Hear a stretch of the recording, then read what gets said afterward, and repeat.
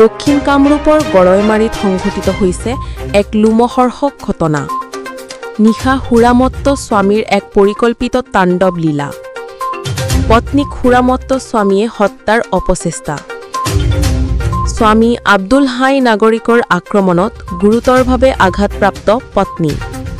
পত্নী আঞ্জুৱাৰা বেগমক পৰিকল্পিতভাৱে হত্যাৰ চেষ্টা চলাই স্বামী আব্দুল হাই নাগৰিকে।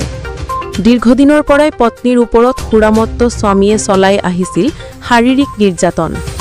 পত্নী আঞ্জুৱাৰা বেগমে স্বামীৰ অকৰ্থ নিৰ্যাতন সহিব নোৱাৰি এবছৰ ধৰি স্বামী গৃহ ত্যাগ কৰি পিতৃগৃহত আছে। পিতৃগৃহত থাকি এটা ব্যক্তিগত উদ্যোগত কাম কৰি নিজৰ জীৱিকা নিৰ্বাহ কৰি আছিল আঞ্জুৱাৰাই। কালি নিশা আঞ্জুৱাৰাই নিজৰ কৰ্মক্ষেত্ৰৰ পৰা আহি থকা অৱস্থাত ৰাস্তাত আগুৰি ধৰি স্বামী আব্দুল হাই নাগৰিকে চোকা অস্ত্ৰৰে হানি খুচি হত্যাৰ চেষ্টা চলায়। তেনে অৱস্থাত চিঙৰ বাখৰ কৰাত আঞ্জুৱাৰাক কেইবা ঠাইত হানি খুচি থৈ সুৰামত্ত স্বামীয়ে ঘটনাস্থলীৰ পৰা পলায়ন কৰে।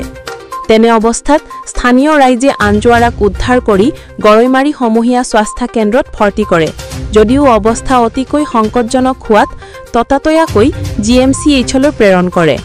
আঞ্জুৱাৰা বেগম 25 বছৰ, স্বামীৰ নাম আব্দুল হাই মহিমাৰী।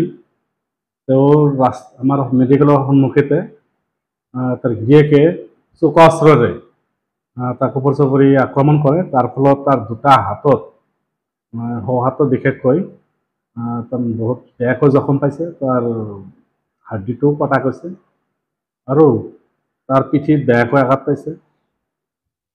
মোটামুটি বহুত জখম।